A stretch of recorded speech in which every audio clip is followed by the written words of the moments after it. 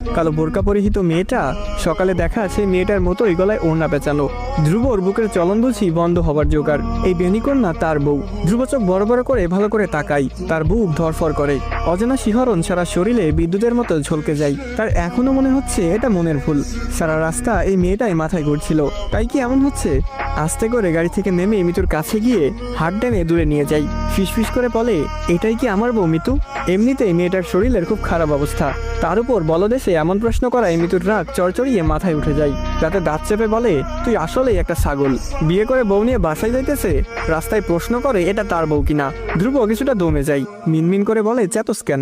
মিতু মুখ ঝামটা মেরে বলে, তো কি করব, সকাল বমি করতে করতে অবস্থা খারাপ, জামাই হিসেবে একবার এসে জিজ্ঞেস করতে কিছু লাগবে কিনা।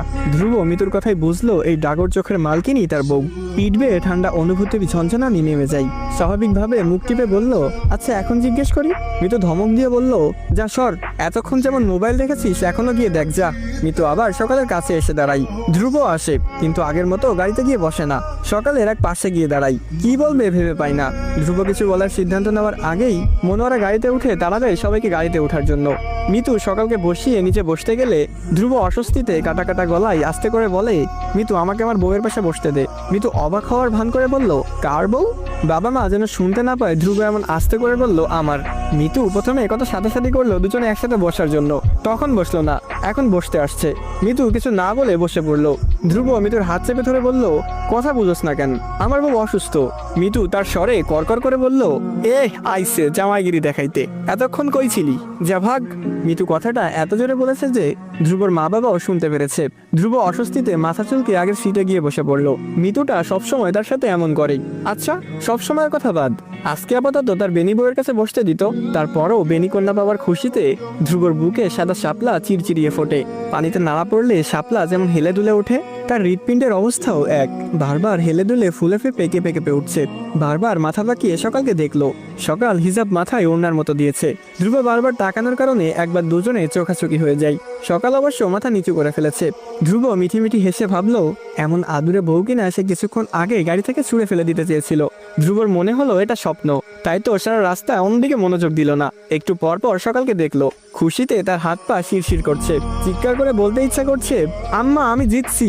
সকাল ধ্রুবর কাজে খুব লজ্জা পাচ্ছে। তখন কেমন মিতুর সাথে বউ বউ করছিল, একসাথে বসার জন্য বাচ্চাদের মতো জেদ করছিল, অথচ এর আগে ফিরেও তাকায়নি। হঠাৎ এই পরিবর্তন সকালের চোখে লাগছে। বারবার পেছনে ফিরে তাকানো, এই জল জল দৃষ্টি সকালের সারা শরীরে বিষকাটের মতো বিঁধে যাচ্ছে। লোকটা এতবার তাকাচ্ছে কেন? গাড়িতে সবাই কি মনে করবে, এটা ভেবে সকাল নিজেই লজ্জায় কাব হয়ে বসে রইল। তখনই ধ্রুব তার গমঘমে গলা বেশ মোলায়েম করে সরাসরি সকালকে উদ্দেশ্য করে বলল, আপনার কিছু লাগবে, কিছু খাবেন? সকাল লজ্জায় কুকড়ে গেল, মাথা নাড়িয়ে জানালো তার কিছু চাই না। ধ্রুব অবশ্য সকালের সাথে একটু কথা বলতে চেয়েছিল। তারপর পিছঝেলা রাস্তার দিকে তাকিয়ে মনে মনে বলল, আল্লাহ এই বেনিকন্যাকে আমার করে দেওয়ার জন্য শুক্রিয়া। আরো ভাবলো বাসায় গিয়ে 2 রাকাত নফল নামাজ পড়বে। সকালে লজ্জা মাখা মুখ দেখার লোভে ধ্রুব আবার ঘাড় কাত করে পেছনের দিকে তাকাই। মনোয়ারা আর আসাদ মির্জা দুজনেই ধ্রুবর দিকে তাকিয়ে আছে। ধ্রুব সাথে সাথেই সোজা হয়ে বসে। ধ্রুব খুব লজ্জা পেল। লজ্জা আর শান্তি মিশ্রিত করে আবেশে সিটে হেলান দিয়ে চোখ বুঝলো। বিড়বিড় করে বলল, বেনিওয়ালি আমার বউ। ধ্রুবরা বাসায় পৌঁছাতে রাত 2টা বেজে যায়। জ্যাম ঠেলে এসে সবাই ভালো রকমের ক্লান্ত। ধ্রুব ভেবেছিল বাসায় এসে বউ কাছে পাবে, কিন্তু মিতু তা হতে দিল না। সে সকালকে নিয়ে ধ্রুবর রুমে ঢুকে দরজা আটকে দিল।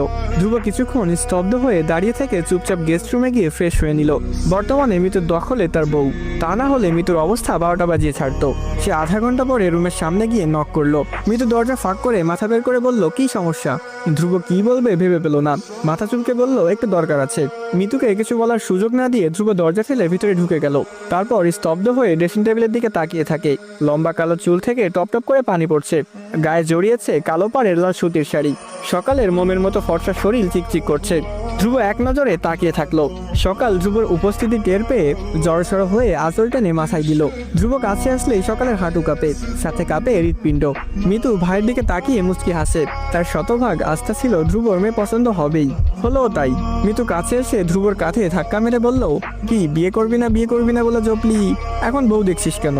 আম্মার পছন্দের বউ আম্মা দেখবে, যা যা রুম থেকে যা। মিতুর কথা শুনে ধ্রুব বিব্রত হয়। মিতুর দিকে তাকিয়ে বলল, আজব তুই আমার সাথে এমন করছিস কেন? বউটা আমারই তো, তাহলে দেখলে সমস্যা সমস্যা কি? অনেক রাত হয়েছে, যা এবার ভাগ। ধ্রুবর কথায় মিতু হাসে, তারপর আদেশের ভঙ্গিতে বলে, যা আবার রুম থেকে টেবিল ফ্যানটা নিয়ে আই। ধ্রুব চোখ কুচকে বলে, সিলিং ফ্যান থাকতে টেবিল ফ্যান দিয়ে কি করবি? মিতু সকালকে ইশারা করে বলে, তোর বউয়ের তো হাঁটু সমান চুল, কিভাবে শুকাবো? না শুকালে ঠান্ডা লাগবে, আর চুল থেকেও ভিজা গন্ধ আসবে, তাই টেবিল ফ্যানের বাতাস দিয়ে তাড়াতাড়ি শুকিয়ে নিব।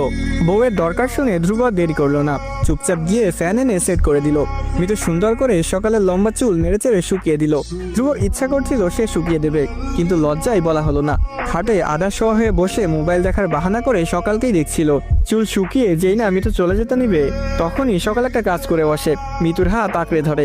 মিতু সকালের দিকে তাকাই, মেয়েটার মুখটা খুবই ফ্যাকাশে লাগছে। সে জিজ্ঞেস করে, কি হয়েছে সকাল? মিতুর কথা শুনে সকাল কেঁদে দেয়, ফুপিয়ে কেঁদে বলে, আপু আমি আপনার সাথে ঘুমালে কি বেশি সমস্যা হবে? মিতু সকালের মনের অবস্থা খুব বুঝতে পারে। অচেনা মানুষ, অচেনা জায়গা, সব মিলিয়ে মেয়েটা খুবই নার্ভাস। এই যে চেহারাটা ফ্যাকাশে হয়ে গেছে, এটা তো ভয় পাচ্ছে বলেই হচ্ছে। এখন এখানে থাকলে ভয়ে ঘুমাবেও না, জার্নি করে না ঘুমালে শরীর খারাপ করবে। তাই মিতু সিদ্ধান্ত নিল সকাল তার সাথেই থাকবে। আদর করে সকালের মাথায় হাত বুলিয়ে বলল, কোনো সমস্যা হবে না আপু, চলো আজকে দুই বোন একসাথে ঘুমাবো, চলো চলো। সকালের মুখে হাসি ফুটে ওঠে, আর চোরা চোখে ধ্রুবকে দেখে। ধ্রুব স্তব্ধ হয়ে তার দিকে তাকিয়ে আছে। সকাল চোখ নামিয়ে ফেলে। ধ্রুব এতক্ষণ চুপচাপ দুজনের কথা শুনছিল, এক একটা কথা মিসাইলের মতো আঘাত করছিল। মিতু যখন বলল চলো, তখন অসহায় খরগোশানার মতো তাকিয়ে রইল। মিতু চাইলে গুছিয়ে রেখে যেতে পারতো, কিন্তু না, সাথেই নিয়ে গেল। ছোট মেয়েকে বিয়ে করার এই এক জ্বালা। বউ কি কখনো জামাইকে রেখে ননদের সাথে ঘুমাতে যায়? তাও প্রথম রাতে? তার বউ গিয়েছে, যেমন তেমন যাওয়া যায়নি, কান্নাকাটি করে তারপর গিয়েছে। আম্মা শুনলে ভাববে তার হুড়পরিকে কি নাকি করে ফেললাম। আচ্ছা, বউটা কি ধ্রুবকে ভয় পাচ্ছে? ধ্রুব মুচকি হাসলো, ভাবলো সকালের সাথে ধ্রুব কোনো ভয়ের কাজই করবে না, আগলে নিবে, ভালোবাসা শিখাবে, মায়ের কথা মতো ম্যাচিউরিটি শিখাবে। তারপরও আজকের রাতটা তো তাদের দুজনের জন্য স্পেশাল রাত। ধ্রুবর মনে হলো বিয়ে করতে আমতা আমতা করার শাস্তি এটা, বউ ছাড়া বাসর রাত। ধ্রুবর ঘুম আসে না, ছটফট করে উঠে বসে। ধ্রুবর মন চাইছে পাশের রুম থেকে সকালকে কোলে করে নিয়ে আসতে, কিন্তু ওই যে মন যা চায় তা করা সম্ভব না। সে কোলবালিশ জড়িয়ে ভাবে, বউয়ের সাথে বাসর না হয়ে কোলবালিশের সাথে কোলাকুলি করতে হচ্ছে, একেই বলে কপাল। তারপর নামাজের কথা মনে হলে ঝটপট 2 রাকাত নফল নামাজ পড়ে নাই। সকাল মিতুর সাথে ঘুমাবে। সে ভেবেছিল তার শাশুড়ি কি নাকি বলবে, কিন্তু মনোয়ারা কিছু মনে করেনি। হাসি মুখে সকালের চুল বেনি করে দেয়। সকাল বিছানায় শুয়ে ভাবলো, তার এভাবে চলে আসা ঠিক হলো না। সবাই মুখে কিছু না বললেও মনে মনে নিশ্চয় খারাপ ভাবছে, ভাবুক, তাতে কি। তারপরেও ধ্রুবর থেকে তো দূরে, সকালের থেকে বয়সে কত বড় হবে। উনি তাকালে সকালের বুক কেঁপে ওঠে। আচ্ছা, বিয়ে করা বরকে এত ভয় পেলে সংসার হবে কি করে? এসব ছাইপাশ ভাবতে ভাবতে সকাল ঘুমিয়ে গেল। ধ্রুব সারা রাত ঘুমাতে পারলো না। ভোরে চোখ লেগে গেল। নাস্তার টেবিলে ডাক পড়তেই খুবই বিরক্ত সে, মাথা ভার হয়ে চোখ ভীষণ জ্বলছে। তখনই মনে হলো নতুন সদস্যের কথা, যার কথা ভেবে সারা রাত 2 চোখের পাতা এক করা হয়নি। ঝটপট ফ্রেশ হয়ে ডাইনিং টেবিলে উপস্থিত হলো, কিন্তু ধ্রুবর কপাল বরাবরের মতোই ভীষণ খারাপ। সবাই উপস্থিত থাকলেও বেনিওয়ালি অনুপস্থিত। মনের আশা পূরণ না হওয়াতে ধ্রুবর মন খারাপ হয়। চুপ করে নাস্তা খাই, আজকে অফিসে যেতে হবে, সুতরাং এখন না দেখলে আর দেখার সুযোগ হবে না। সবাই যার যার মতো চলে যাওয়ার পরে ধ্রুব মিতুকে বলল, এই মিতু, আমার বউ কই? মিতু রুটি চিবুতে চিবুতে বলল, এত বউ বউ করিস কেন, নির্লজ্জ কথাকার। ধ্রুব পানির গিলাস হাতে নিয়ে বলল, আরে গাধা, বউকে বউ বলবো না তো কি খালাম্মা বলবো? মিতু হেসে বলে, তোর বউ ঘুমাই, বেচারির শরীরটা খুব খারাপ। ধ্রুব মাথা চুলকে বলল, একটা নাপা খাওয়াই দিতি। মিতু হেসে বলল, আম্মা খাওয়াইছে, উনি তো তোর বউকে পারলে মাথায় তুলে রাখে। আমাকে ডেকে নিয়ে বলে, দেখলি মিতু, বলেছিলাম না মেয়ে দেখতে পরীর মতো। এখন দেখ, সকাল আমার বাসায় আসতেই বাসাটা আগের থেকেও বেশি ঝিকমিক করছে। ধ্রুব মুচকি হাসে, তার বউয়ের প্রশংসা শুনতে ভালোই লাগছে। মিতু রান্নাঘরে চলে যাওয়ার পরে ধ্রুব ফট করে মিতুর রুমে ঢুকে যায়। তারপর বিছানার দিকে আস্তে ধীরে এগিয়ে যায়। ধ্রুব সকালের মুখের দিকে তাকাই, বাচ্চাদের মতো ঠোঁট ফুলিয়ে ঘুমাচ্ছে। ধ্রুবর কাছে খুব আদুরে লাগলো, কপালের ছোট চুলগুলা মুখে লেগে আছে। সকাল একপাশ কাত হয়ে ঘুমাচ্ছে, তার লম্বা চুলের বেনি বিছানা ছেড়ে ফ্লোরে গড়াগড়ি খাচ্ছে। ধ্রুব এগিয়ে যায়, নিচু হয়ে সকালের বেনি হাতে নাই। চুল থেকে ফুরফুর করে শ্যাম্পুর ঘ্রাণ আসছে। ঠিক তখনই সকাল ফট করে চোখ মেলে তাকাই, চোখের সামনে অচেনা পুরুষ দেখে ভরকে যায়। মুহূর্তেই মনে পড়ে এটা তার স্বামী। জলদি করে উঠে বসাতে ধ্রুবর হাতে থাকা চুলের বেনিতে টান পড়ে। সকাল অস্পষ্ট শব্দ করে। ধ্রুব বেনি ছেড়ে বলে, সরি। সকাল অবশ্য এদিকে খেয়াল করলো না, সে মনোযোগ দিয়ে তার শরীরের কাপড় দেখছে। শাড়ি পরে ঘুমানোর অভ্যাস না থাকায় ভয় ছিল কাপড় না নড়ে চড়ে যায়, কিন্তু কাপড় ঠিক দেখে স্বস্তির শ্বাস ফেলে। পলক তুলে ধ্রুবকে দেখে। ধ্রুব তখনও মন দিয়ে সকালকে দেখছে। সকাল অকারণেই লজ্জা পেল, সে মাথা নিচু করে বসে রইল। ধ্রুবর খুব ভালো লাগছে। এলোমেলো বেশে ঘুম থেকে ওঠা সকালকে তার খুব ভালো লাগছে। লজ্জা মাখা লাল মুখটা দেখতেও কি আদরে লাগছে। ধ্রুব সেদিকে এক ধ্যানে তাকিয়ে বলল, আপনার গালগুলো এত লাল কেন সকাল? সকাল চোখ তুলে ধ্রুবকে দেখলো। এটা কি রকমের প্রশ্ন? এর উত্তর কি দেওয়া যেতে পারে? লোকটা তার কাছে আসলে এমন অদ্ভুত প্রশ্ন করে কেন? সকাল কি বলবে ভেবে পেল না। মাথা নিচু করে হাতে কাপড়ের আঁচল পেঁচাতে থাকলো। তখনই মিতু এলো। ধ্রুবর পিঠে কিল মেরে বলল, চোরের মতো আমার রুমে কি করিস? ধ্রুব পিঠে হাত দিয়ে থতমতো খেয়ে বলল, কি করি মানে? কি করবো আর, এমনি আসছিলাম। তোর রুমে অনেকদিন আসা হয় না। মিতু চোখ বড় করে বলে, ও আচ্ছা তাই। ধ্রুব মিতুর কথায় কোনো উত্তর দিল না। বউকে কাছে না পাবার কারণে এবার বেশ রাগ হলো। ছোট বাচ্চাদের মতো অভিমানের ছাপ মুখে ফুটে উঠলো। আর কিছু না বলে লম্বা লম্বা পা ফেলে চলে গেল। মিতু হেসে মাথা নাড়ে। এবার একটু সুযোগ দেওয়া দরকার। ধ্রুব বেচারা বউ না পেয়ে রেগে গেল। ধ্রুব চলে যাওয়ার পরে মিতু সকালকে বলে, ধ্রুব কি তোমার ঘুম ভেঙেছে সকাল? সকাল দ্রুত বলল, না আপু, আমি এমনি উঠে পড়েছি। মিতু বলল, আরো ঘুমাবে? সকাল বলল, কয়টা বাজে আপু? মিতু মোবাইলে টাইম দেখে বলল, এই তো 8টা বাজে। সকাল মনে মনে ভাবলো, নতুন বউ এত বেলা করে ঘুমানো ঠিক হয়নি। সকাল ফ্রেশ হয়ে রান্নাঘরে যায়। মনোয়ারা নাস্তার থালাবাটি ধুয়ে পরিষ্কার করছে। সকাল ভাবলো, এত বেলা করে ঘুমানোর জন্য বোধহয় তার শাশুড়ি খুব রাগ করবেন। সে তার গ্রামে এমনটাই হতে দেখেছে। মনোয়ারা সকালকে দেখে মিষ্টি হাসে। মনোয়ারা বলেন, শরীর কেমন লাগছে সকাল? সকাল মনোয়ারার কথায় হাঁপ ছেড়ে বাঁচে। মিষ্টি স্বরে বলল, ভালো মা। তারপর আবার বলল, দিন মা, আমি ধুয়ে দিই।